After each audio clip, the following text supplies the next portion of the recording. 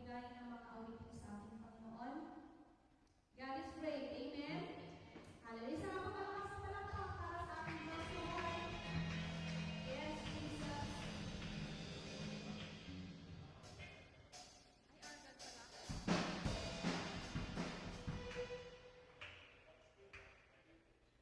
Hallelujah.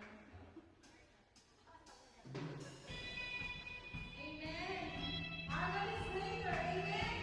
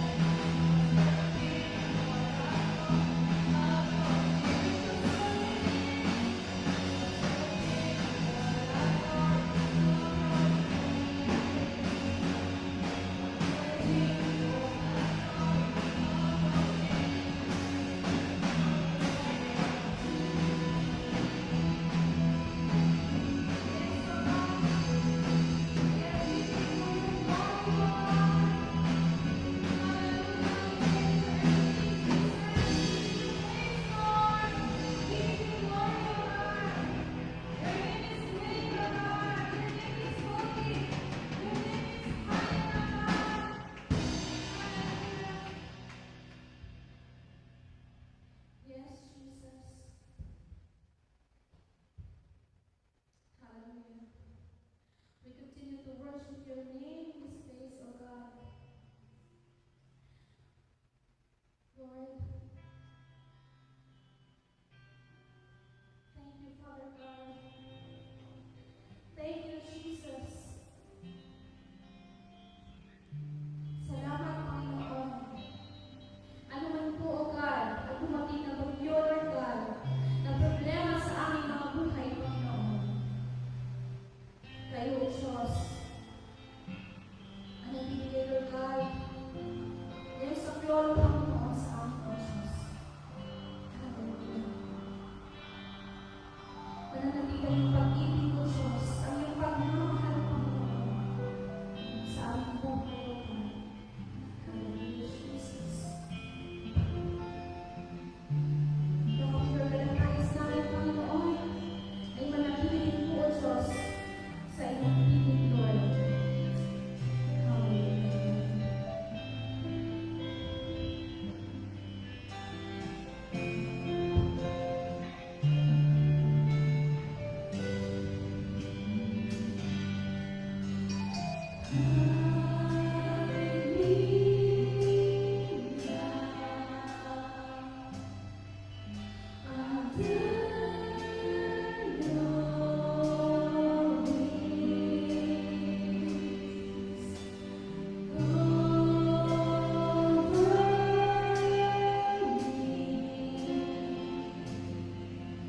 Within your mighty hand,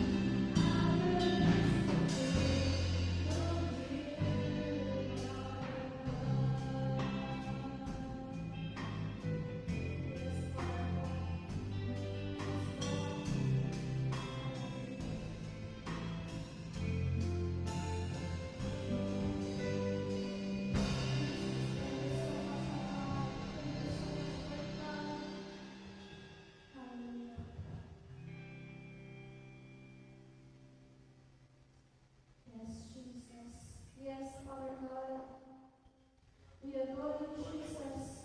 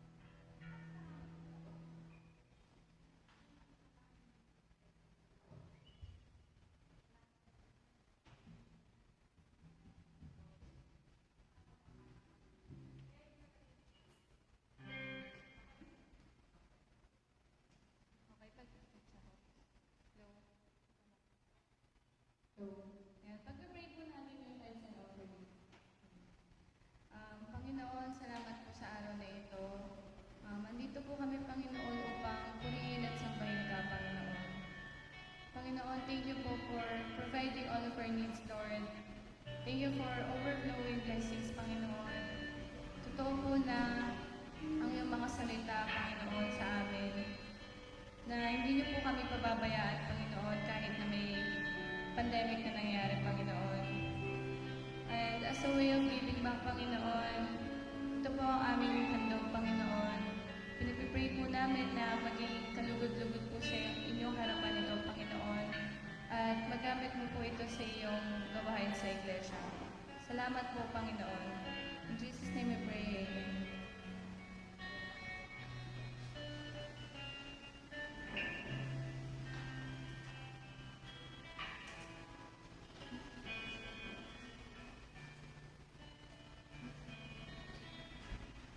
Magsitayo po tayo. Sitayo po tayo lahat. Sitayo po tayo lahat.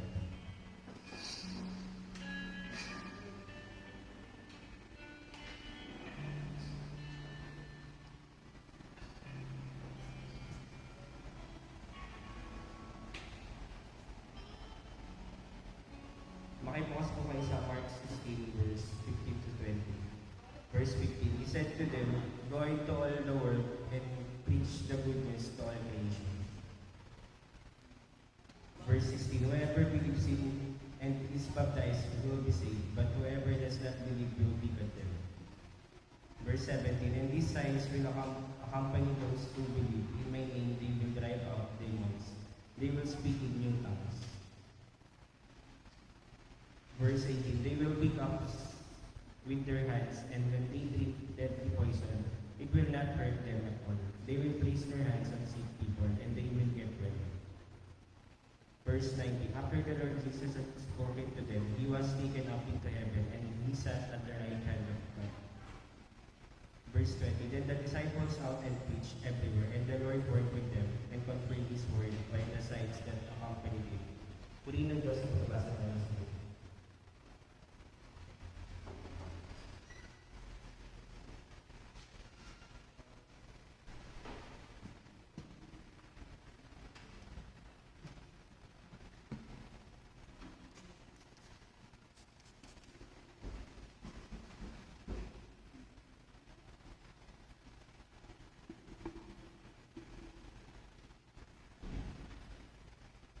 Praise God. Hallelujah. Tayo po mga kapatid ay manalangin at humingi ng gabay sa ating buhay na Diyos. O aming amang Diyos sa langit, pagpalain mo po ang mga salita na amin nabasa, amin napakinggan, at ikaw po aming maging kalakasan at turo po sa amin ang aming gagawin, lalo na po sa panahon ngayon ng pandemic, sa pangalan lamang ng aming Panginoong Jesucristo. Amen. Palakpakan po natin ang ating Panginoon.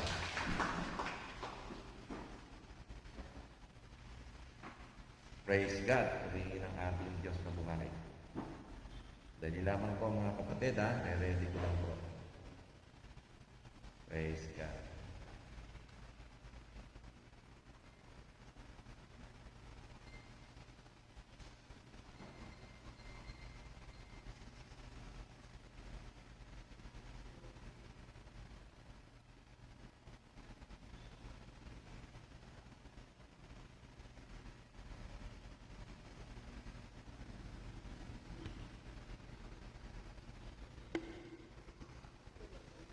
Praise. Hello. Ayan. Para rinig tayo doon sa isa. Purihin ang Panginoon. Ayan.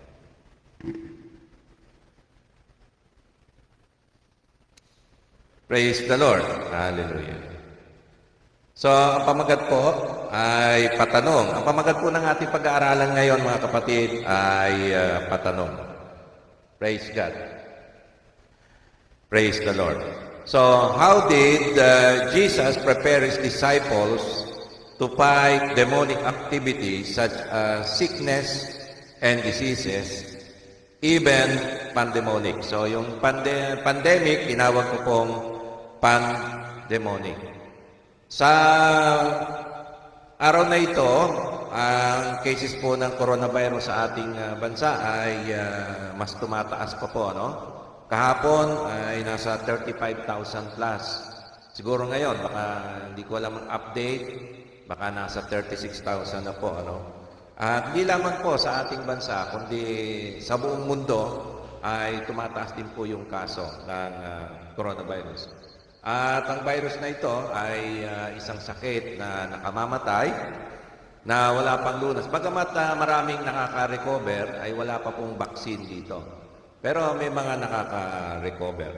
At pag tayo po ay tinamaan nito, mga kapatid, ay malaking abala po ito, no? Tayo po ay malilista. Makakasama po tayo dun sa 35,000 plus.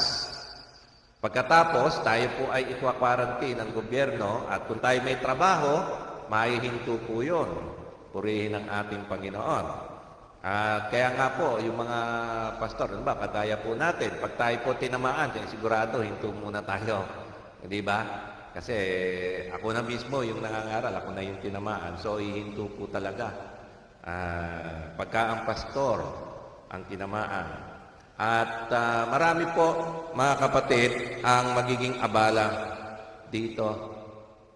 Praise God. Didilim. Didilim. Okay na yan. Praise God. Purihin ang Panginoon. Sige, try mo na. I-try.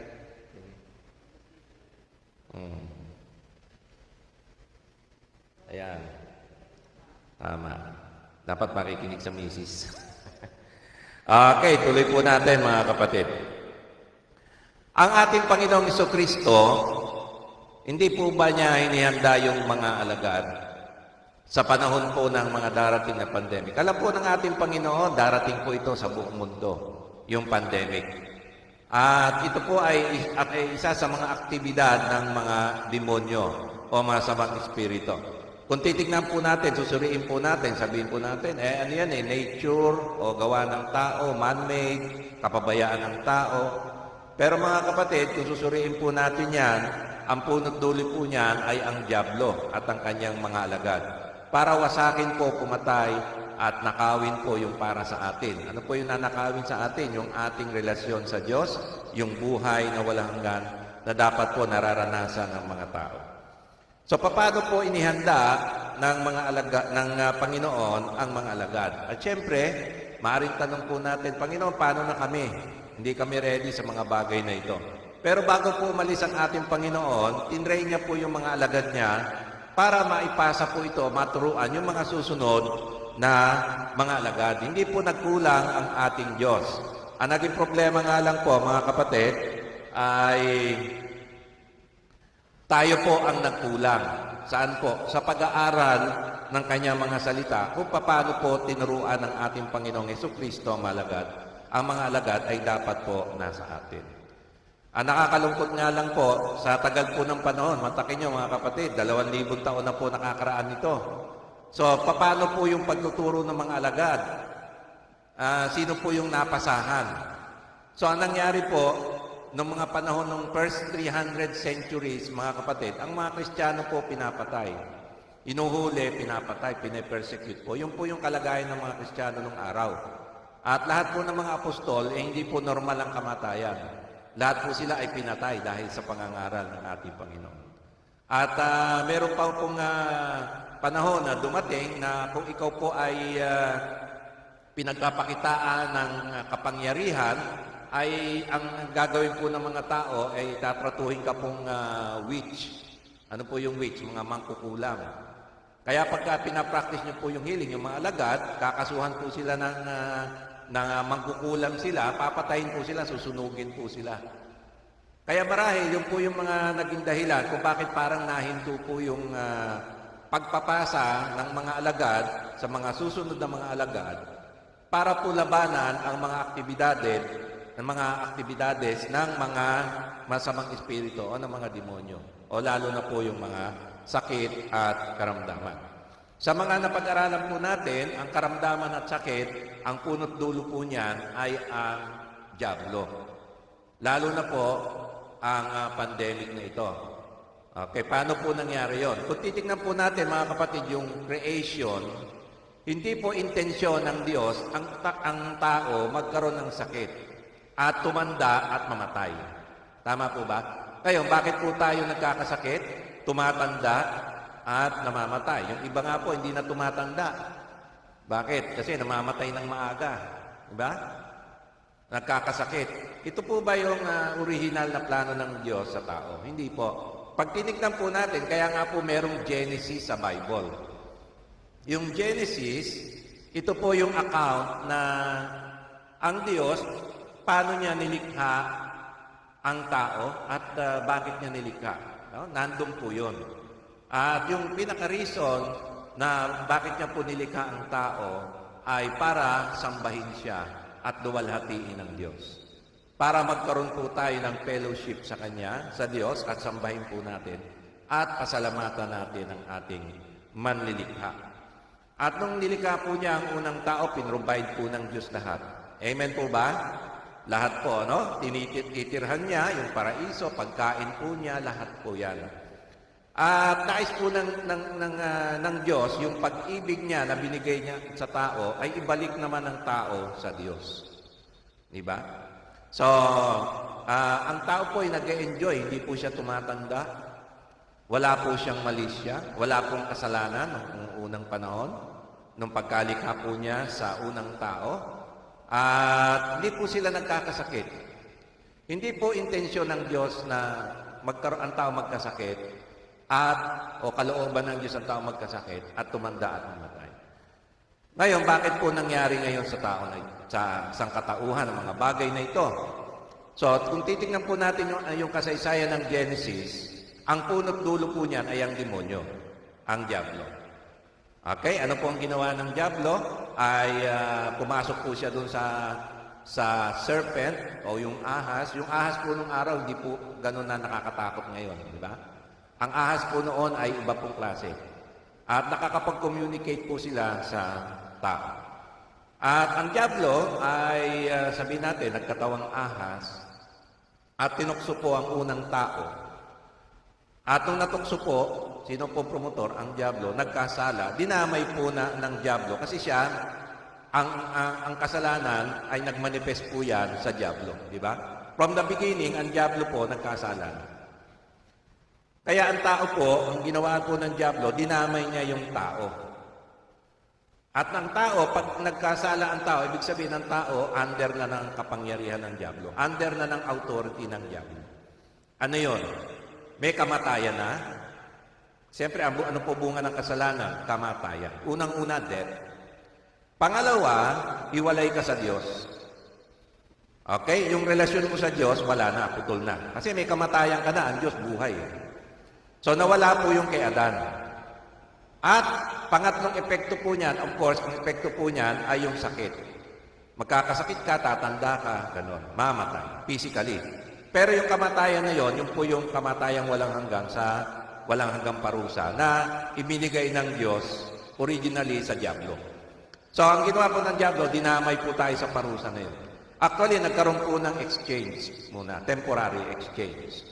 Pag ang tao natukso po ng diablo, magkasala, ang mangyayari po mga kapatid, yung parusa po ng diablo, temporarily mawawala sa kanya. Kasi pag hindi po natukso ang tao, si Adan, palagay natin si Adan hindi bumigay. Ano pa mangyayari sa diablo? Tatapo na po siya sa impyerno. Okay. Paparusahan na po siya. Kaya lang, nung natukso po ang tao, ano po nangyari?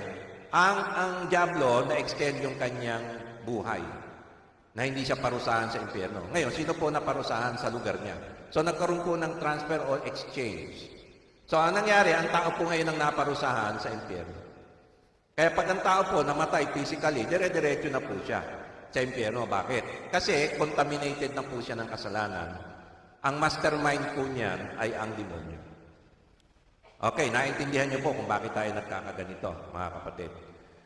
Pero wag po tayo mag-alala dahil ang Panginoon nangako sa tao na magpapadala siya ng Savior.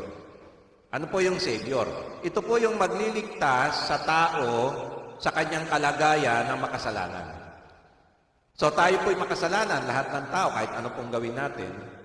So nagpadala po ang Diyos ng tagapagligtas para maligtas po tayo sa tiyak na kamatayan sa impyerno o dagat-dagatang apoy. So, sino po yung tagapagligtas? Dumating po yun Dumating po siya, 2,000 taon na po ang nakakaraan, at ang ipapadala po ng Diyos na tagapagligtas, hindi po anghel. Hindi po tao. Sino po ang ipapadala niya? Yung pong kanyang mismong anak. Yung kanyang tinatawag na bugtong na anak. Nasan po yung anak niya? Nandun po sa kanyang kanan, nasa trono. Nakaupo po yun sa kanyang trono, nasa kanan. Kasama po niya ang kanyang anak na lumikha ng langit at lupa. At yung anak niya, nasa kanya rin yung pagka-Diyos niya. Kagaya yung anak ko, si Joshua. Okay? Yung aking gandang lalaki, nasa anak ko rin. Yung aking pagiging chubby, nasa anak ko rin. Upgraded version. Mas gwapo sa akin, mas chubby na lang sa akin. Diba? Upgraded version. Kasi may nanay. May kasama nanay. So, ang Diyos, yung kanyang bugtong na anak, ay anak ng Diyos sa pagka-Diyos niya. Kayo, paano po nagkaanak ng Diyos? Iba po kasi ang proseso ng Diyos eh. Tayo, nagkakaanak po tayo, di ba? By birth talaga, nagsisimula. Ang Diyos po, self-existing po siya. Nandiyan na sila. So, hindi natin maipapaliwanag, Diyos yan eh. Okay, hanggang doon lang po tayo sa kaalaman na gano'n na binigay ng Diyos sa atin. So, nag-i-exist na po sila. Sabi niya sa anak niya, anak, bababa ka, dahil mahal ko ang tao, John 3:16, iligtas mo ang tao. Sumunod po ang anak sa ama. Opo, ama, ako po ibababa. Tinakda ng ama, ang ama po ang nagtatakdaan, kailan siya, Siyempre, tatay po na susunod kung kailan bababa. Sabi sa John 3:16, for God so loved the world that He sent. So, sino po nagpadala? Sino nagtatakda ng oras ng pagdating ng Panginoon? Ang Ama. Miski po yung pagbabalik ni Kristo, ang Ama lang po ang nagtatakda. Nasa Kanya pong karapatan yun. Siyempre, yung anak, dahil anak siya ng Diyos, alam din niya. Pero ang decision making, ang go signal nasa Ama. Okay, so 2,000 taon na po nakakaraan ay isinugo ng Diyos ang kanyang bugtong na anak. Paano po? Nagkatawang tao. Ngayon, marami nagtataka, bakit ang Diyos kailangan maging taong kagaya natin? So ang Diyos, humanap siya ng, ang matawag doon, parang surrogate, humanap siya ng lalagyan. Okay? Ano yung paglalagyan niya? Sinapupunan. Siyempre, ng babae, di ba? So yung pinili niya ay kailangan isang birhen. At siyempre, ay magdadalang tao sa kapangyarihan ng Holy Spirit, hindi pwedeng galawin ng kahit sinong tao muna. Siyempre, birhen po kailangan.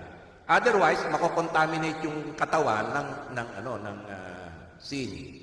Okay. So, alam na po natin, si Virgin Mary, kaya po tinawag na virgin dahil birhen po siya nung nagdalang tao sa ating Panginoon.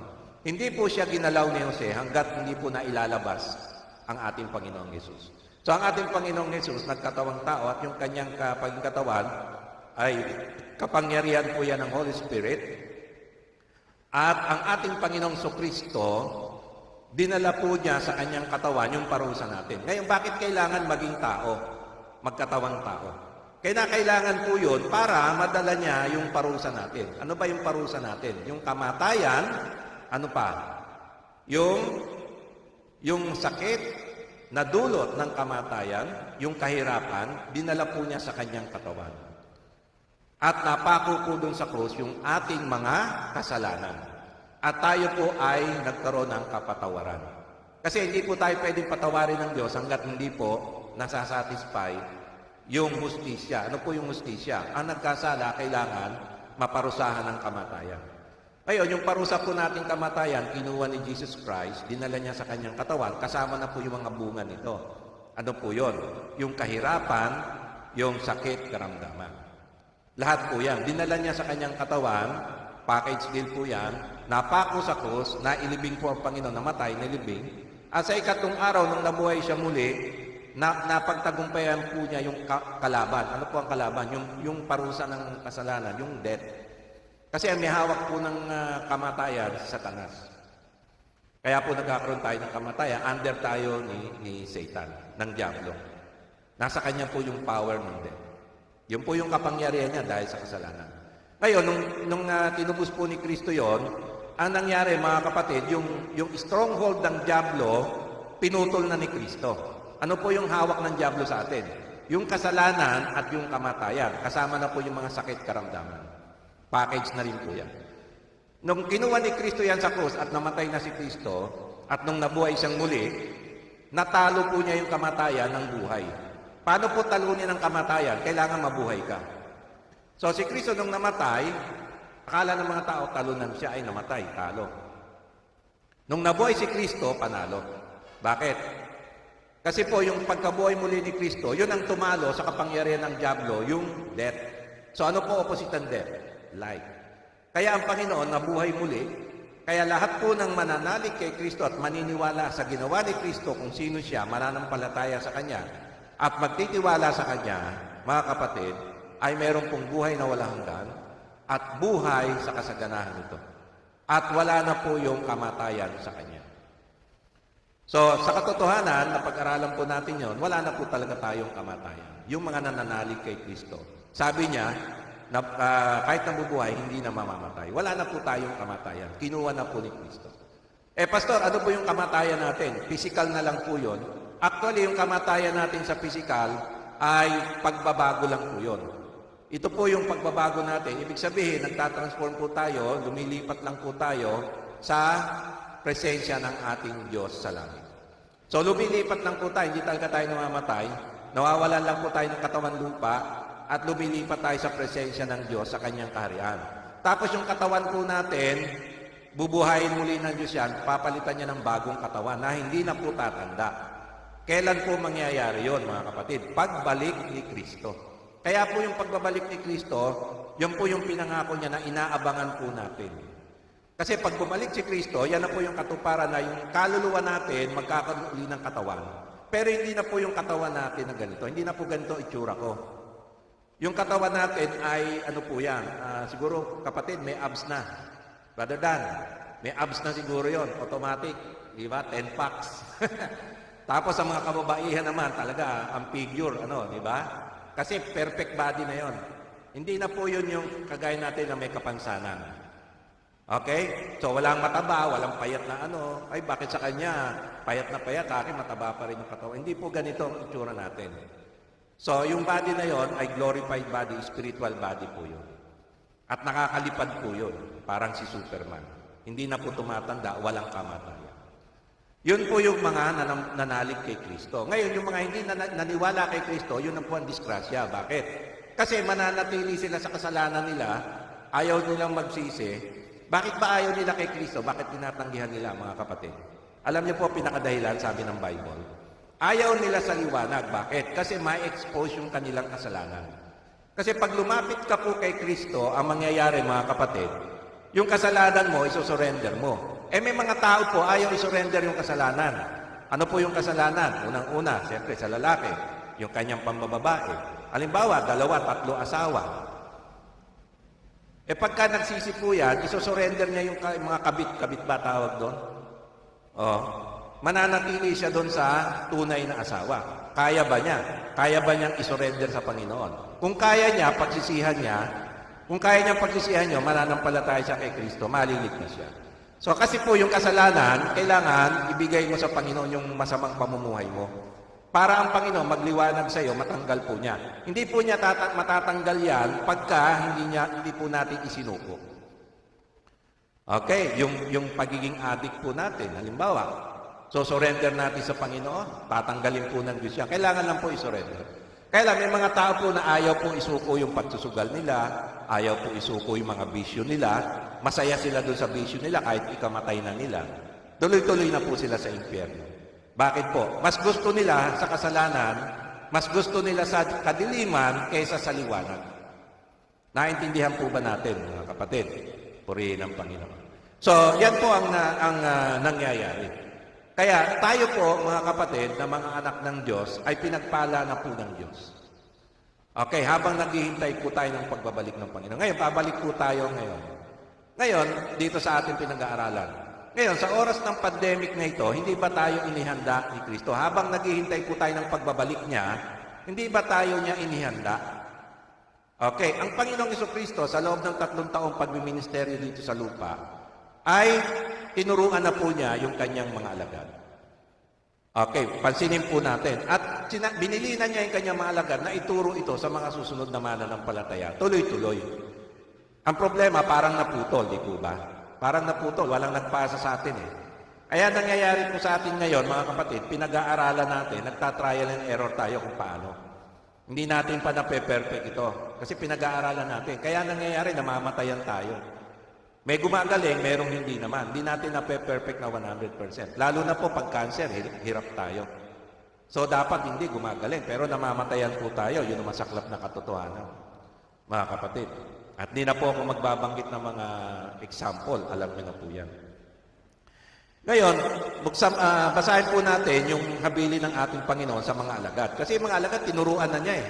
Nung una, nagkakamali rin yung mga alagad. Sabi ng mga alagad, Panginoon, bakit di namin napalayas yung masamang espiritu? Bakit di namin mapagaling yung may sakit? Sinunod naman namin yung instruction mo, may kulang.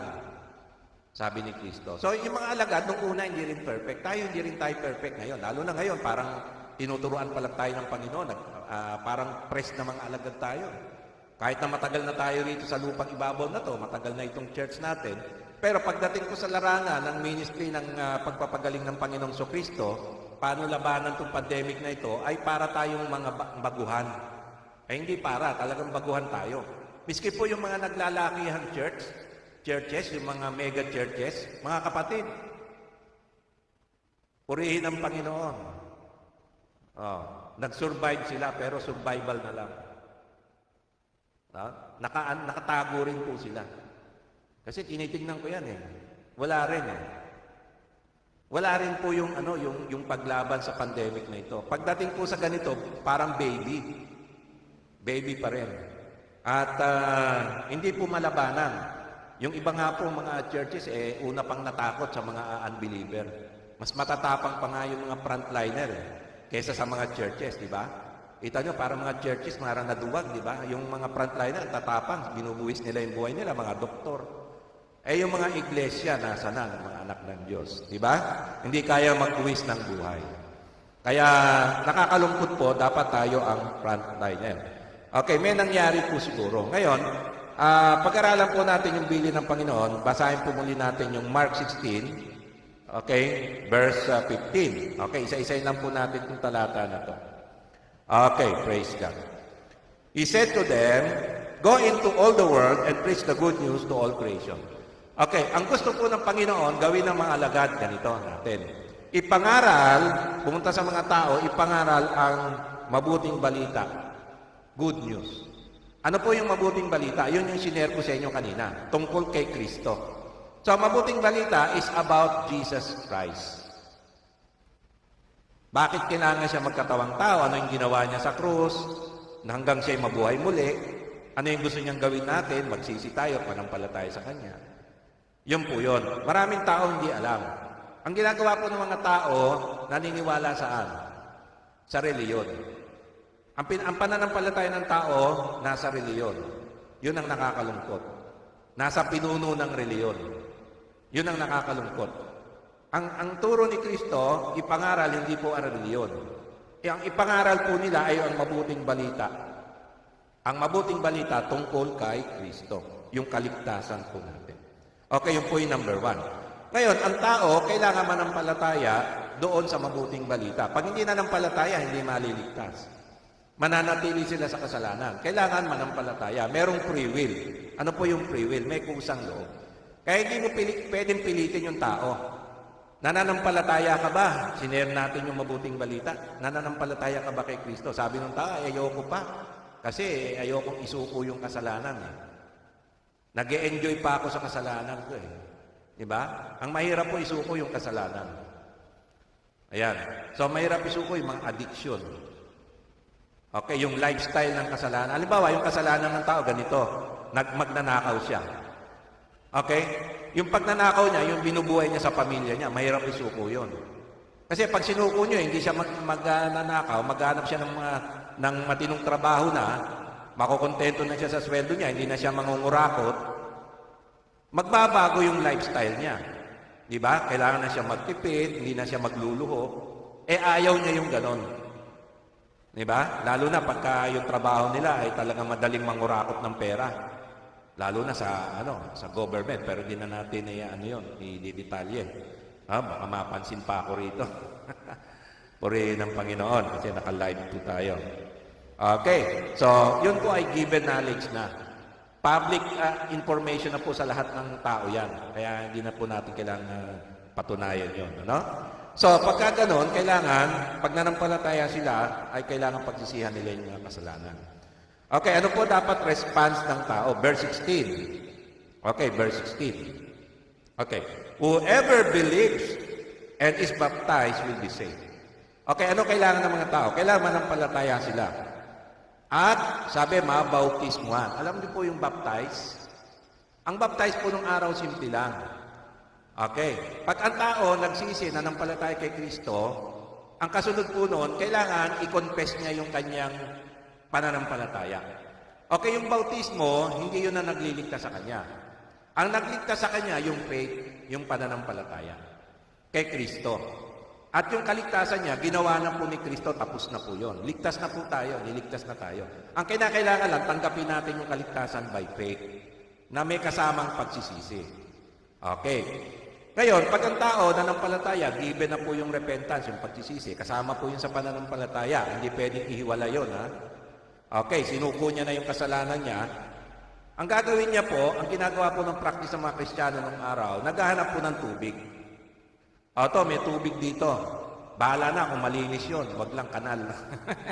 Mahirap mag-baptize sa kanal. Walang maboborn again.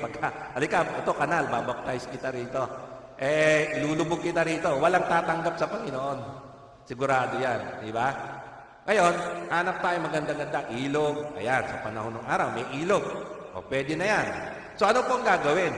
Ang gagawin po, yung nag-share, ilulubog niya sa tubig yung nanampalataya. Ngayon, yung paglubog sa tubig, hindi po yun na nagliligtas. Ipinapakita lang po nun yung ginawa niyang pananampalataya. Ano po ba ang pananampalataya natin? Na kanino? Kay Kristo, di ba? Okay, ano po ba ginawa ni Kristo? Si Kristo ay napako sa krus. Kinuha niya yung lahat ng ating kasalanan, pati karamdamang kamatayan. Ano po ba? Namatay siya, inilibing, at sa ikatlong araw, nabuhay muli. Okay, yung baptism, yun po yung pinapahiwatig mo. Yun po yung pinapakita mo. Paano ka iniligtas ni Kristo? Ganito. Ako iniligtas ni Kristo, si Kristo ay namatay para sa akin at nilibing siya. Paano yon? Ilulubog ka sa tubig. Ibig sabihin ng lubog sa tubig, nilibing ka. So si Kristo, namatay, inilibing, kasama ka. So yung pagkalibing ni Kristo, pagkamatay ni Kristo, tayo yon. Kasi kasalanan natin yung kinuha niya. So parang tayo namatay na kasama ni Kristo. So nung nilubog ka, ibig sabihin, kasama na ni Kristo, namatay ka na. At nung umahon ka, ay si Kristo nabuhay muli, kasama ka. So ikaw ngayon may buhay na walang hanggan. So yung lubog, ahon, pinapakita mo kung paano ka iniligtas ni Kristo. Si Kristo yung namatay, inilibing, at nabuhay muli. Kailangan, aahon ka. Kundi, pag hindi ka umahon, patay ka. Lunod ka, di ba? Aahon ka. Yun po yung baptism. Kaya ang baptism po, hindi pwede yung wisik, buhos. Hindi pwede ba ulo lang? Hindi. Buong katawan, niligtas eh. Buo po yun. Kaya po lubog po yun. Nahanap po talaga tayo ng tubig. Ngayon, pag hindi po kayo nabaptismo, hindi ibig sabihin na hindi kayo ligtas. Ligtas po kayo. Kaya, sinabi niya dyan sa verse 16, but whoever does not believe will be condemned. Hindi na binanggit yung baptism. Kasi hindi sa lahat ng pagkakataon may pagkakataon ka mabaptize. Paano pag walang tubig? Halimbawa po yung magnanakaw sa tabi ni Kristo. Nanampalataya po yun, yung isang magnanakaw, di ba? Yung isa hindi nanampalataya, napunta sa impyerno, na tuloy-tuloy na sa impyerno yon. So yung pong nanampalataya, ano po nangyari? Sabi ba ni Kristo, o sige, magpabaptize ka muna. Nakapako na sa krus yung mamatay na eh. Ano sabi ni Kristo sa kanya nung nanampalataya yung magnanakaw? Ngayon din, isasama kita sa paraiso. So nung namatay po yun, di na po nakapagbaptize yun, ay sinama po niya yung kaluluwa noon, espiritu sa paraiso sa langit. Yun po yun, mga kapatid. Ngayon, ang hindi nanampalataya will be condemned. Pero yung nanampalataya, may pagkakataon mabaptize, ligtas po yun. Okay, kaya kung may pagkakataon po kayong mabaptize, confession po yun. Ipakita nyo po sa mga tao, bakit kayo nagpapabaptize, pinapakita nyo sa kanila, ganito kasi ako niligtas ni Kristo. Si Kristo ay namatay, inilibing, at nabuhay muli. Kaya nilulubog po tayo. Amen po? Kaya naintindihan po natin. Hindi po yun pagpasok sa reliyon. Wala po silang certificate doon. Oh, may certificate ka na, baptismal certificate. Wala pong certificate binibigay yung mga alagad. Pagka sila nag-share, nilubog, o sige, bala, magkita na lang tayo kung magkikita pa tayo. Tuloy-tuloy na po sila. Ganun po yon. Ngayon, kung makakakita sila ng mga alagad, makakasama sila. Ganun po yun ng araw. Wala pong certificate. Ngayon lang po nauso na yung mga certificate. Okay? So, yun po yun. Ngayon, ano po ang mangyayari sa mga alagad? Verse 17. Okay, verse 17. Tingnan natin, ha?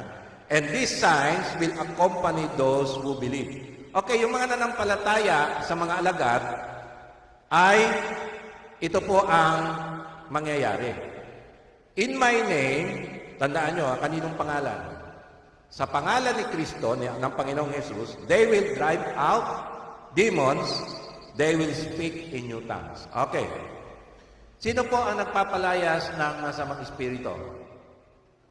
Una, si Kristo. Amen. Pangalawa, yung mga apostol niya. Tama? Pangatlo, yung mga alagad niya, yung 72. Ay, yung 70. Tinuruan niya yon, mga ibang mga alagad niya. So, ibig sabihin, yung mga alagad ni Jesus Christ, yung naturuan niya personal, lahat po yun, may kapangyarihan po, binigay niya na magpalayas ng mga samang espiritu. Kailangan po kasi pag nangangaral po sila, may makakaharap po silang masamang espiritu, hindi pwedeng walang power, walang authority. Kailangan po nila yon pag nangangaral po sila. Lahat po tayo inutusang mangaral. So pag nakasagupa po tayo ng demonyo, anong gagawin natin? Takbo na tayo. Hindi po. Dapat yung demonyo tatakbo sa atin. So yung mga alagad, walang problema. Bakit? Naturuan sila ni Kristo. Ngayon, ang problema, yung mga sumunod. Yung mga sumunod, sabi ng ating Panginoon, yung mananampalataya sa pangangaral nyo, ito yung sasamahan sila. In my name, they will drive out demons, they will speak in new tongues. So maganda po yun kung nakakapagsalita po tayo ng iba't ibang kapag nagpe-pray po tayo. Mapapractice po natin yon. Kasi language of heaven po yan. Okay, sa ibang wika. Okay, verse 17. Tuloy po tayo, verse 18. Okay, they will pick up snakes with their hands, and when they drink deadly poison, it will not hurt them at all. Ito po, hindi po sinadya ito. In case lang po, may nakasagupa kayong ahas, tinuklaw kayo, napadaan po kayo sa makahoy na lugar, may ahas pala ro, tinuklaw kayo. Kung kayo alagad ng Panginoon, pwede niyong i-claim to, hindi ako malalason, hindi ako di ba? Hindi ako mamatay doon sa tuklaw na yon. Ngayon, kayo po'y nangangaral, may lumason po sa inyo. Tinesting po kayo ng taga-tribo, liblib po, probinsya, no? Pinakain po kayo, ano pala yun? Yung po pala yung mga manang-manang doon sa probinsya. Ito yung mga witch doctor, mga albularyo. Tinesting po kayo, nilagyan ng lason. Ngayon, pag hindi po kayo nalason, bibilib po sila sa inyo at totoo nga to. Yun ang pan-testing nila, mga kapatid. Kaya mag-ingat po kayo. Pag pe-pray nyo po yung pagkain, pag kinain nyo, ininom nyo, hindi po kayo malalason. Basta pinanalangin nyo, yun po yung pan-testing dyan. Okay? So, hindi po yan sinadya. Testingin natin, inom tayo ng lason ngayon. Iba yun, suicide yun. Diba? Alam mong lason, ininom mo pa, diba? Okay, ano pa? It will not hurt them at all. Sunod, they will place, they will place their hands on the sick and they will get well. Okay. Ngayon, dalawang bagay po nakita ko rito makakatulong sa atin sa pandemic. Una, ang pandemic may evil spirit. Pangalawa, ang pandemic sakit. Amen? Ngayon, paano natin malabanan yan? Binigyan na po tayo ng signs. Ito yung mga palatandaan ng mga alagad. So, pag naging alagad ka, mananampalataya ka, mapapasayo itong mga signs na ito. Yung binanggit ni Kristo. Si Kristo po ang nagbanggit niyan. Okay? So, ano po yung signs? Okay, verse 18. Verse 17. Okay? Makapagpapalaya sila ng demonyo. Kanino? Sa pangalan ni Kristo. Bakit pangalan ni Kristo? Kasi may authority. As if Jesus Christ ang nagpapalayas. Okay? Makapagsasalita kayo. Subukan niyo po yun. Makapagsalita kayo sa iba't ibang pag nagpe-praise and worship kayo ng personal. Nagpe-pray po kayo. Ayan. And then, Ito, yung verse 18, kung sakali man, may lumason sa atin, natuklaw tayo ng ahas, mga poison. Okay, habang nagmi-minister tayo, di ba, uso yung mga yung lamok, di ba, ano ba yun, yung malaria, di ba? Nasa probinsya ka, nangaral ka, may malaria pa mga lamok doon, o dengue, mga ganun po. Dapat po protektahan ka ng Panginoon doon. Pwede mong i-claim. Okay. And then, sabi niya, it will not hurt them at all. Yung mga mananampalataya. Tapos pagka merong may sakit, papatungan daw ng kamay, sabi ni Kristo, at they will get well. Ayan, purihin ng Panginoon. Praise God. Ngayon, yung mga susunod na mga alagad. Ngayon, paano yung mga susunod pa mga alagad? Ano na po ito? Cycle na po ito. Dire-diretso na po ito hanggang sa atin. Kaya lang, nangyari nga mga kapatid, sabi ko nga po sa inyo, parang naputol, di ba? Hindi na po natin nakikitang pinapractice eh. Ngayon, pag nakakita po tayo ng nagsasalita sa iba't ibang wika, sabihin natin, ako may sapi, pinasukan ng demonyo. Yung pa nga sasabihin natin, mga Kristiyano pa yung nagko-comment na gano'n. Peke yan, peke. Ay, asa na yung tunay? Kasi kung may peke, may tunay. So, kung may peking speaking in tongues, may tunay. Asa na yung tunay?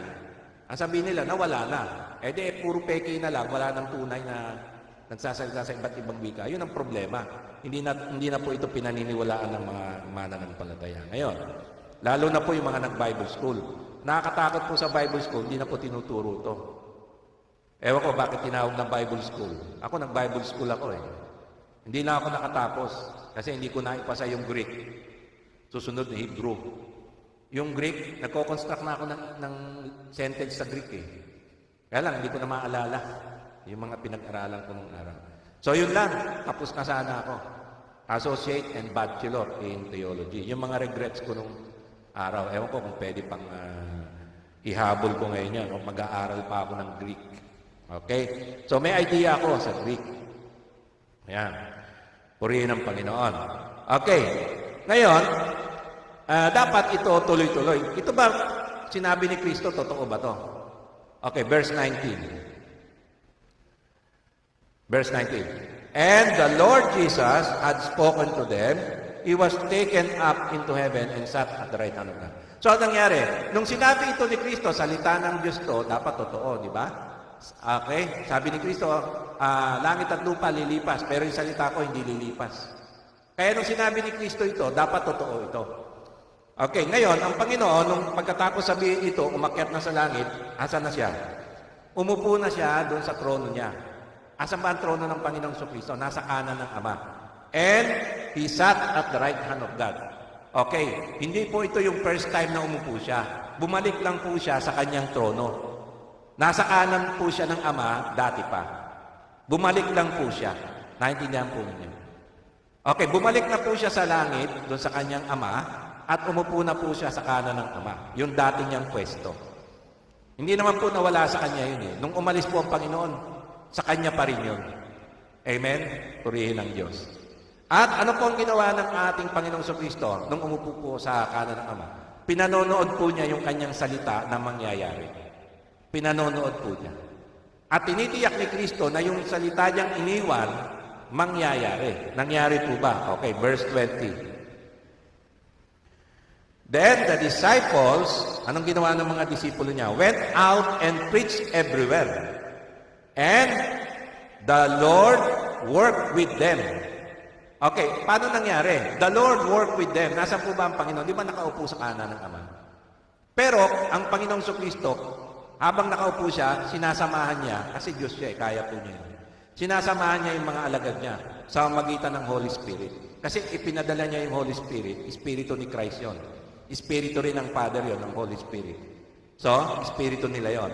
So, yung espiritu nila ng Ama at ni Kristo, ang Holy Spirit, pinadala sa mga alagad, sinamahan. Kaya, pag ang Holy Spirit kasama natin ang Father, kasama natin ang anak, bagamat nasa trono sila. Kasi espiritu nila yung kasama natin. Amen? Naintindihan po niyo yun. Ano? Ang espiritu, hindi po kagaya ng physical na katawan. Iba po yun. Okay, and the Lord worked with them and confirmed His word. Pinatunayan niya yung kanyang sinabing salita by the signs that accompanied it. So yung sign na ito ay nasa ating mananampalataya, especially pag tayo po ay nangangaral ng ebanghelyo, ng mabuting balita. Okay. Ito ba ay naging totoo sa mga sumunod na mga alagad? Bigyan ko lang po kayo ng halimbawa. Okay, Acts 6, verse 5. Ang mga apostol, nung araw, nung nag-gather po yung mga mananampalataya, kasi may mga needs din po sila. May mga offering po yung binibigyan din po. Meron silang ikawang gawa sa mga member. Sa atin, hindi natin kaya pa yon, di ba? Pero ito sila, nung panahon na yon, kaya nila. May mga nagbibigay para sa kawang gawa. Ngayon, yung mga apostol, ang nangyari sa mga apostol, sila ay nagdi-distribute. So, yung mga apostol, sila rin ang nagtatrabaho. Nangangaral sila, dual. Tapos sila rin yung nagdi-distribute ng pera. Sila yung mahawak sa pera ng church. Sila yung nagdi-distribute, nagpapakain, ganon. Ang nangyari, mga kapatid, dahil hindi sila makapag-concentrate, dalawa yung trabaho nila, nagkakamali sila. Meron silang mga mananampalataya, mga member, hindi nila na bibigyan, nagtatampo. Sumasama loob sa mga apostol. Ngayon, sabi ng mga apostol, hindi pwede ito. Diba? Nahihirapan kami, nagkakamali tuloy kami. Dapat nangangaral na lang kami ng salita ng Diyos. Okay, ang gagawin natin, pumili kayo ng 7, yung Acts 6 verse 5. Okay? Pumili kayo ng 7, ito po yung unang deacons ng church.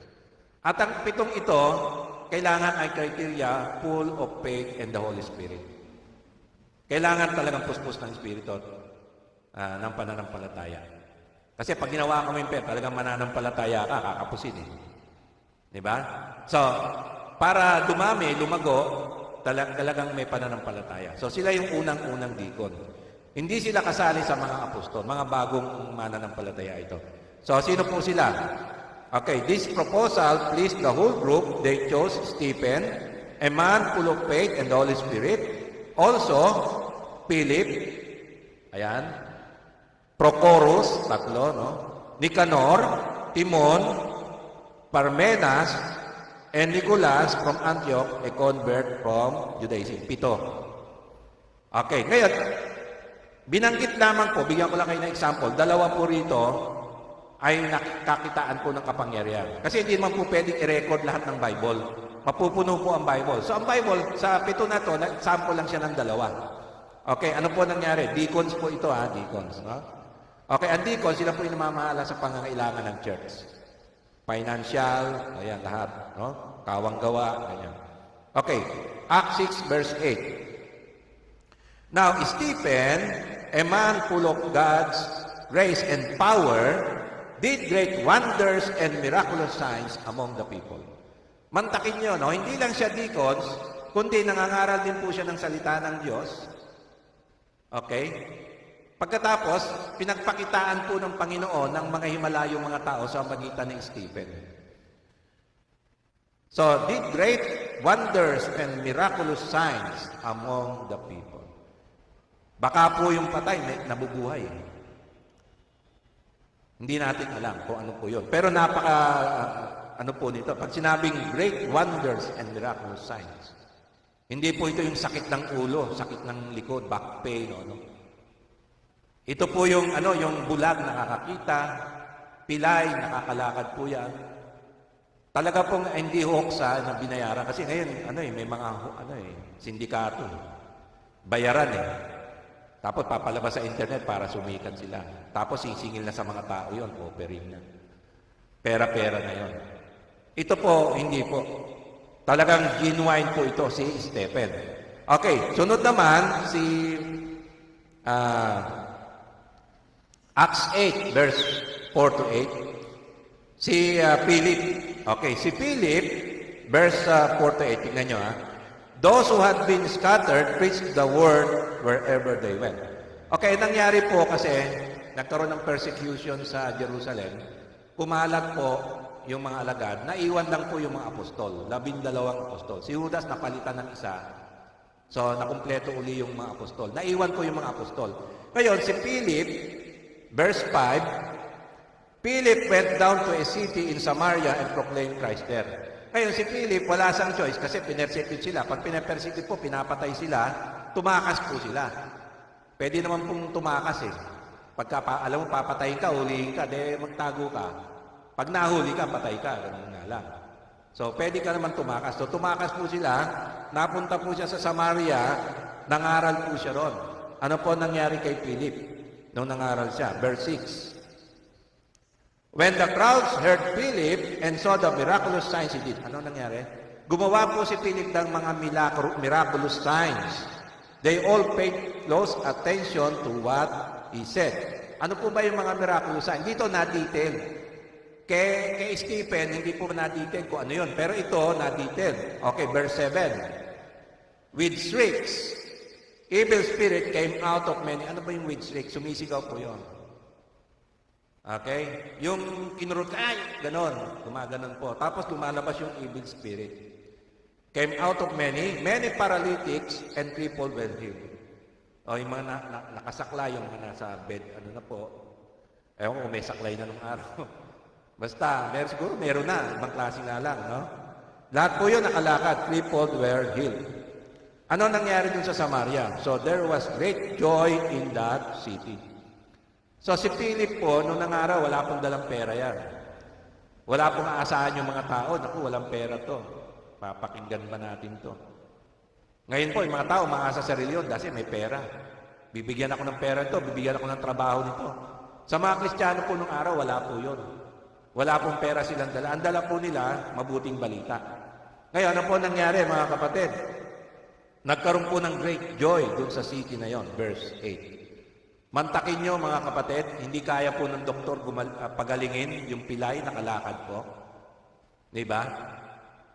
Kung gagastos ka po ng pera sa doktor para makalakad ka o operahan ka, hirap ka pa, hindi pa sigurado makalakad ka. Baka madali pa buhay mo dahil sa laki ng babayaran mo. Ito, libre. Di ba? Libre lang ito. Manampalataya ka lang kay Kristo. So, si Kristo, tinupad po yung kanyang sinabi. Ngayon, yung Philip po rito na binabanggit, hindi po yan yung... Kasi may Philip din po na apostol. Akala po ng iba, si Philip na nagimala, apostol yan eh. Hindi po yan apostol. Isa po siya sa 7. Okay. Paano po natin nalaman? Acts 21 verse 8. Acts 21 verse 8. Para lang po matahimik, yung nagsasabi, apostol yan, hindi naman yan alagad na ordinaryo. Hindi, alagad na ordinaryo yan eh. Hindi yan kasama sa mga sumunod na henerasyon na yan eh. Okay, Acts 21 verse 8. Okay.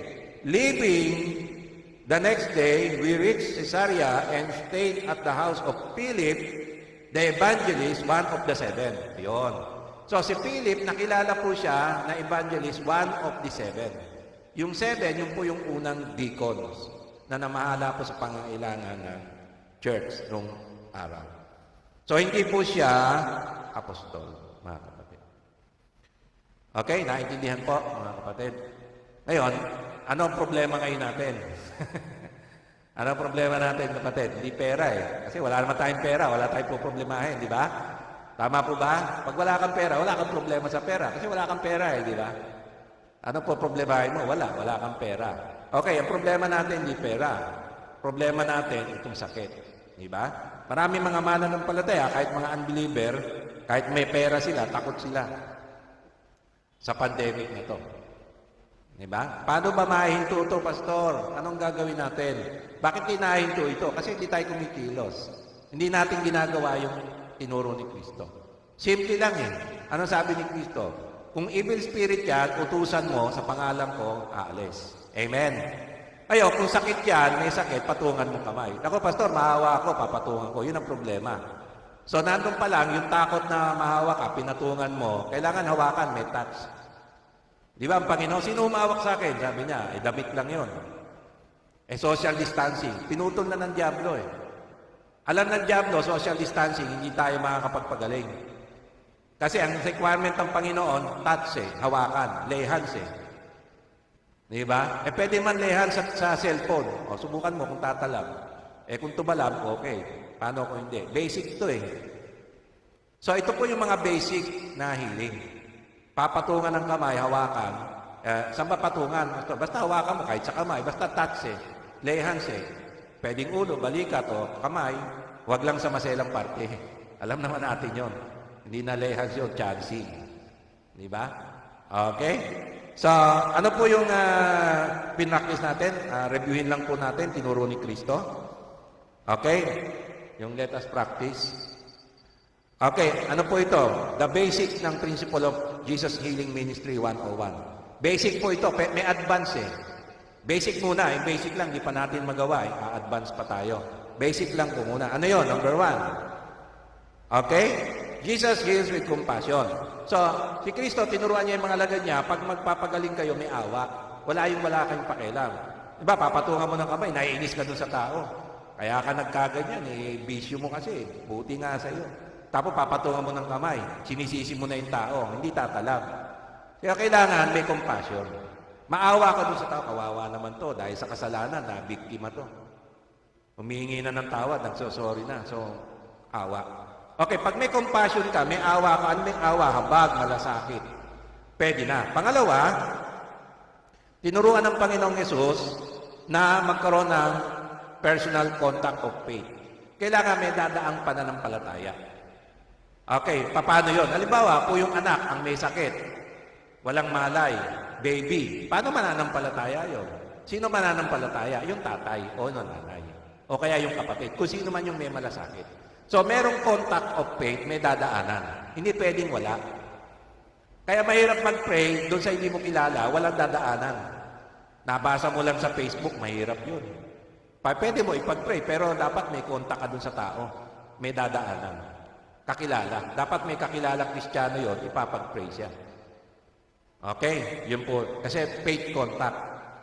Kasi para alam nila, nagpagaling si Kristo. Kasi pag pinag-pray mo lang, gumaling, at ang pananampalataya pala no, nasa reliyon niya, nasa rebulto, nasa puon.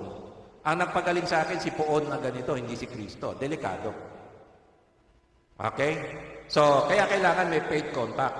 Alam nila kung sino nagpagaling. Yun ang purpose niyan, si Kristo nagpagaling.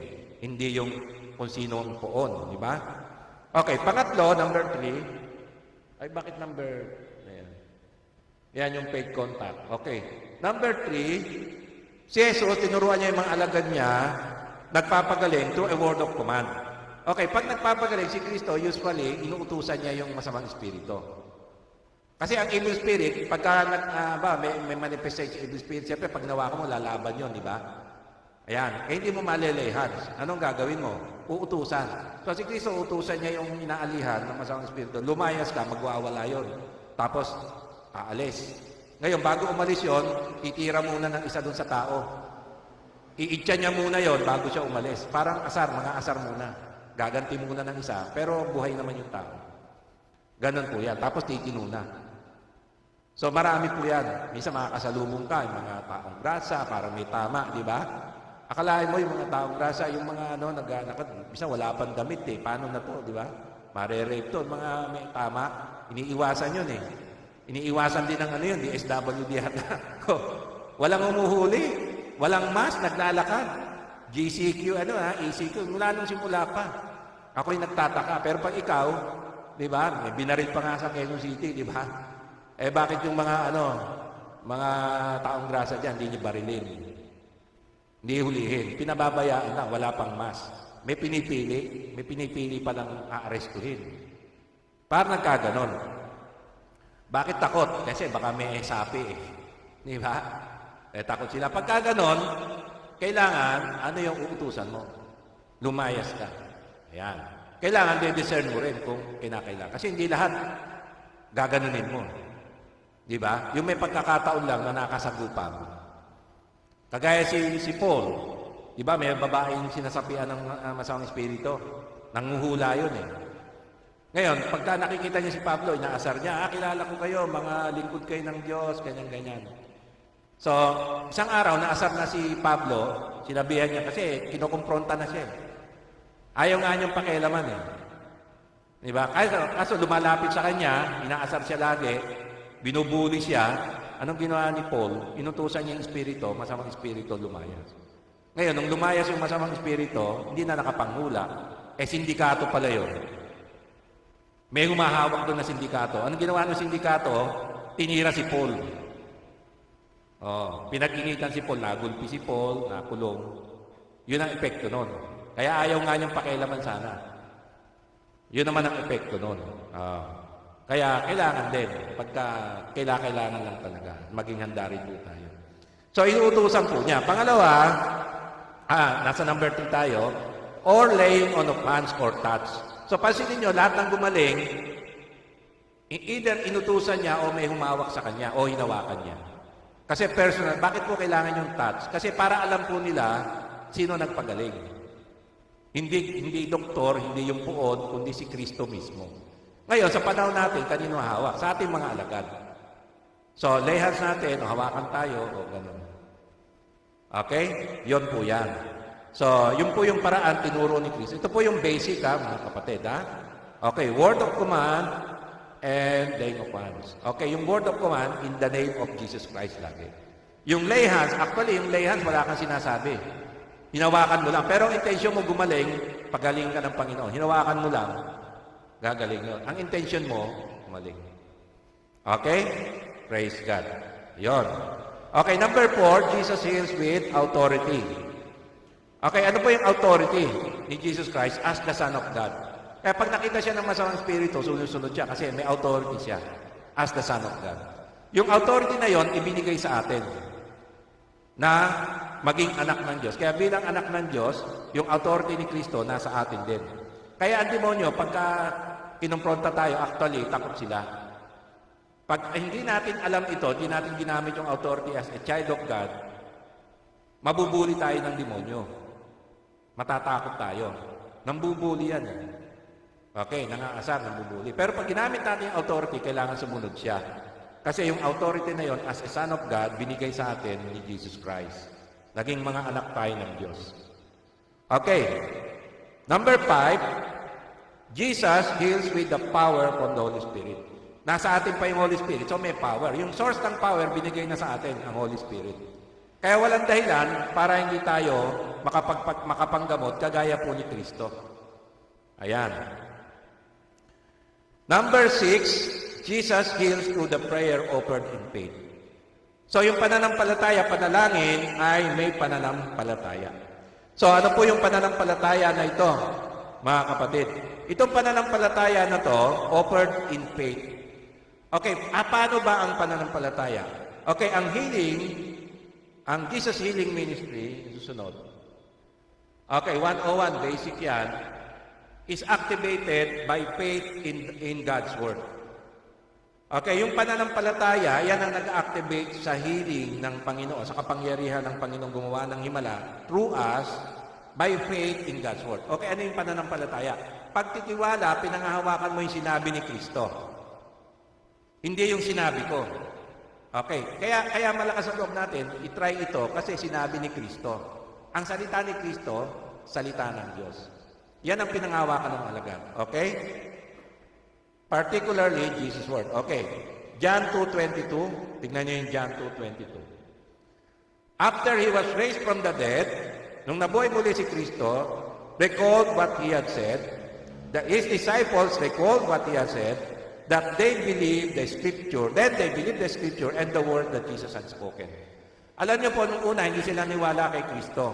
Nung nakita nila si Kristo na buhay muli, naniwala na sila sa sinabi ni Kristo tungkol sa salita ng Diyos na siya ay mamatay at mabubuhay muli. Nabuhay nga, totoo nga. Kaya nasan po yung paniniwala, pananampalataya ng mga alagad? Nasa salita ng Diyos, Scripture, and the words that Jesus had spoken. Okay, saan po natin makikita yung salita mismo ni Kristo? Sa Bible. Ang Biblia, Scripture yan in general. Pero saan natin makikita yung mismong sinabi ni Kristo? Sinalita ni Kristo. Saan po natin makikita ang aklat sa Bible? Okay? Nasaan? Matthew, yung 4 na gospel. Matthew, Mark, Luke, and John. Kaya yan po yung mga reference muna na basic pinag-aaralan natin. Ano yung sinabi ni Kristo? Okay, how does faith works? Tapusin ko na lang po ito. Minsan, sabi sila, ay si pastor, ang tagal mangaral. Ba't ang haba? Alam niyo po ba kung bakit? Alam niyo na. Dahil, pagkain niyo na to sa loob ng Isang linggo, next Sunday uli. Except kung gusto nyo mag-snack, meron po tayong snack ng Word of God. Every morning, meron akong daily devotion. Maiksi lang po yun, 30 minutes. Ayan, snack lang po yun. Ito, heavy meal. Okay? Mark 11, 22 to 25. Paano ba, Pastor, manampalataya? Ito, pakinggan nyo. Okay, tutulog dito ha. Kasi pag natulog kayo rito, wala na. Paano i-apply ang faith? Ang sabi ni Kristo, verse 22. Verse 22. Okay? Sabi ni Kristo, have faith in God. Kanino tayo mananampalataya? Sa Diyos. Okay, paano yon? Okay, verse 23. I tell you the truth.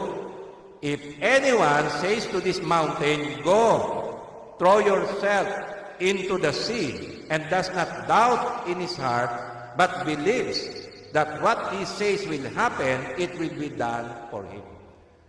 Okay, tatulugin ko. Ganito ang faith. Ang pananampalataya sa nakabase? Sa Diyos. Okay, sinabi ng Diyos, pag nanampalataya ka, humiling ka sa Kanya, mangyayari. Pag hindi ka nag-alinlangan sa iyong puso. Ganito yan. Halimbawa, sinabi mo, sa bundok, bundok ba? Tama. Bundok. Hindi to, bundok, ano? Exaggerated, pero sabi ng Panginoon. Sinabi mo sa bundok na ito, okay, mabunod ka, tumalon ka sa dagat, and does not doubt, hindi ka nag-alinlangan, talagang naniniwala ka, natatalon siya, pupunta sa dagat, ang sabi niya, but does not doubt in his heart. Ano ba yung does not doubt? Walang pag-alinlangan, 100%. Ngayon, naniniwala ka 99%, may 1% na doubt, sasablay. Kailangan 100%, walang doubt, 100% may faith. Kailangan hindi 99 ha. Okay, 100%. Does not doubt in his heart, sa puso. Ano ba yung puso? Yun yung hindi mo pwedeng dayain. Kabuturan ng puso mo yan eh. Ang isip mo pwede mong dayain, pero yung puso hindi. Kasi yun na yung talagang laman mo eh. Yun na yung nasa kabuturan mo. But believes that what he says will happen. Ano ang paniniwalaan mo daw? Hindi mo pag-alinlangan. Yung sinabi mo, mangyayari. Okay? Ayan. Dahil, anong basihan nito? Dahil nanampalataya ka sa Diyos. Wala kang kapangyarihan ha. Ang kapangyarihan nasa Diyos. Ang Diyos yung nagpapalipad ng bundok. Tama? Okay. Nanampalataya ka lang sa Diyos. Kaya sabi kanina, have faith in God. O ang Diyos ang gagawa niyan. Okay, but believes that what he says will happen, it will be done for him. Ngayon, yung pananampalataya, hindi ka nag-alinlangan na yung sinabi mo mangyayari. At anong sumunod? Pagka hindi ka nag-alinlangan, nanampalataya ka na yung sinabi mo mangyayari, anong kasunod nun? It will be done for them. At saka nga, mangyayari. Okay. Kuha nyo. Okay, halimbawa, sinabi mo sa bundok, tumalong ka sa dagat. Okay, naniwala ka. Ngayon, tanong ganito. Kailan ka maniniwala na yung bundok tumalon nga sa dagat? Kailan ka maniniwala na yung bundok tumalon nga sa dagat? Okay, may choice. Pag tumalon na, tsaka ako maniniwala. Pag nakita ko na, sa mata ko? O, bago pa siya tumalon, naniwala na ako. Natatalon talaga. Nakuha niyo ba? Ulitin ko. Kailan ka mananampalataya na yung bundok na yon na inutusan mong tumalon ay tatalon nga? Okay, letter A, dalawa lang ang choice ha. Letter A, pag nakita ng mata mo na tumalon, tsaka ka maniniwala. Na totoo nga. Letter B, bago siya tumalon, naniwala ka na. Alam mong mangyayari. Kaya naghihintay ka na lang na mangyayari. Tatalon yan. Ilang minuto, ilang segundo na lang. Okay na yun, tumalon nga. Kasi naniwala ka na tatalon. Bago, yun ang pananampalataya. Ngayon, ang nangyayari, ang pananampalataya nababaliktad. Ang pananampalataya sa mga Kristiyano ngayon baliktad. Sasabihin mo, Panginoon, tulungan mo ako sa aking problema sa pera.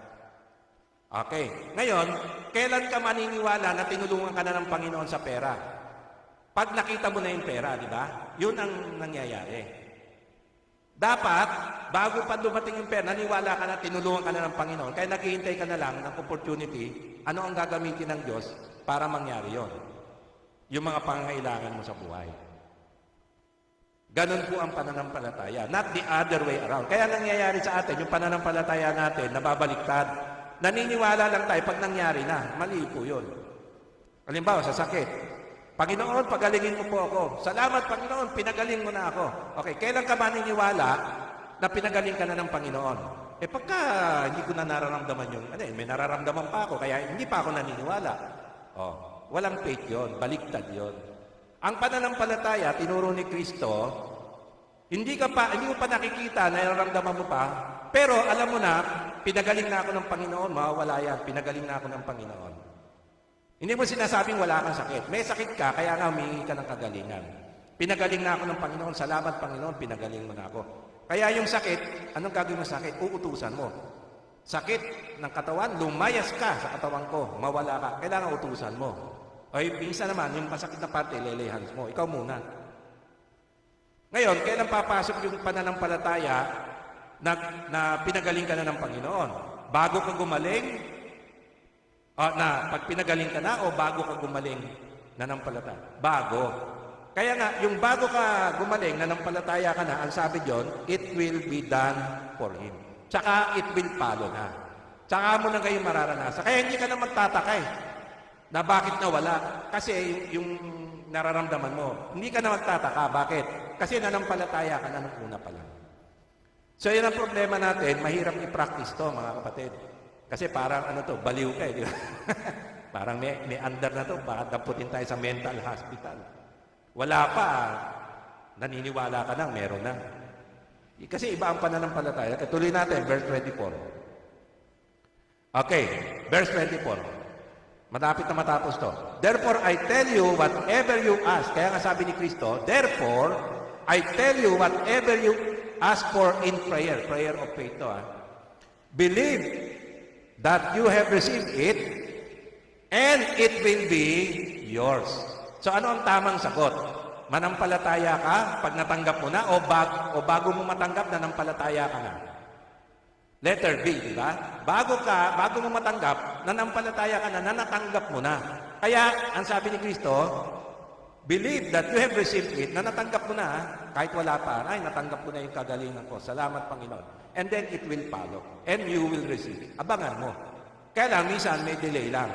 Depende rin sa pananampalataya natin, may delay. Kasi minsan baka nag-alilangan ka, gagaling kaya ako, patay na. Ngayon, mananampalataya ka uli, na-delay tuloy. Okay? So, ang sabi ng Panginoon, and it will be yours. Okay. Kaya lang, may verse 25. Ano yung verse 25? May requirements. Itong huwag natin kalimutan. Bakit nanampalataya ka na pero wala effect pa rin? Pastor, sinunod ko naman Alam ko na, tinanggap ko na, pero bakit nandiyan pa rin? Ayaw pa rin sumunod. Okay, verse 25. Bago tayo magtapos. And when you stand praying, di ba prayer of faith ka? When you stand praying, if you hold anything against anyone, forgive him, so that your Father in heaven may forgive you your sins. Ngayon, hindi ka pinakinggan ng Ama. Bakit? Na mangyari yung sinabi mo. Bakit? Kahit nanampalataya ka. Bakit? Kasi may galit ka sa iyong kapwa. Pag merong tao hindi ka pinapatawad, galit ang Panginoon. Ayaw ng Panginoon niya. Kasi siya pinatawad ka niya, tapos ikaw ayaw mo patawarin. Diba? Ibig sabihin to, yung merong sakit, sama ng loob ka sa kapwa mo. Pag may galit ka, hinanakit ka sa kapwa mo, hindi mo pa binibigay sa Panginoon, hindi ka pa nag-move on, hindi mo pa pinapatawad yung tao na yon, disgrasya. Kaya dapat, ngayon pa lang, isipin mo na yung lahat ng kaaway mo, bigay mo na sa Panginoon patawad. Diyos na bahala sa kanila. Hindi ibig sabihin, pag may pinautang ka, yun, kasama yun, iba yun. Sinasabi rito, yung may kaaway ka, dapat wala kang kaaway, pinatawad mo na. Okay, yung best friend mo, kaibigan, pinautang ka, babayaran ka nun. Wag mo lang persahin. Di ba?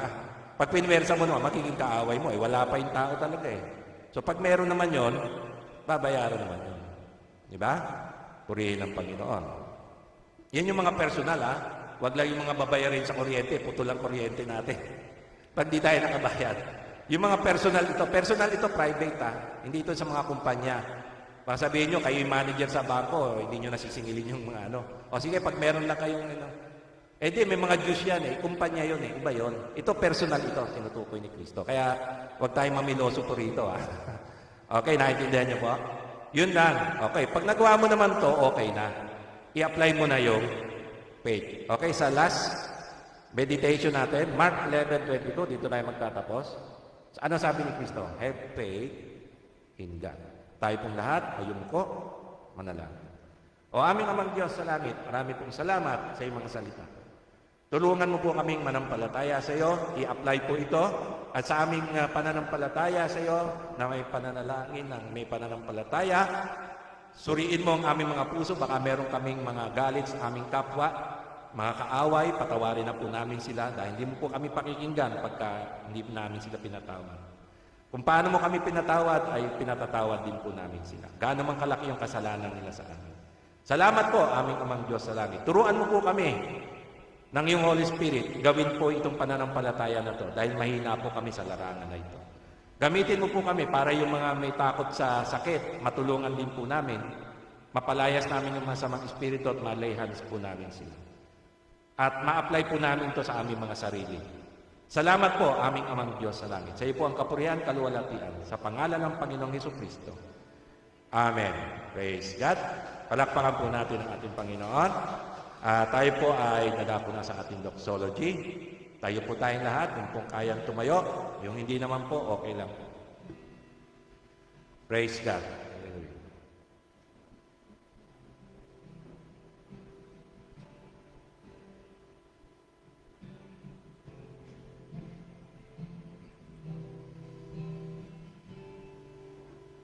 Praise God from whom all blessings flow.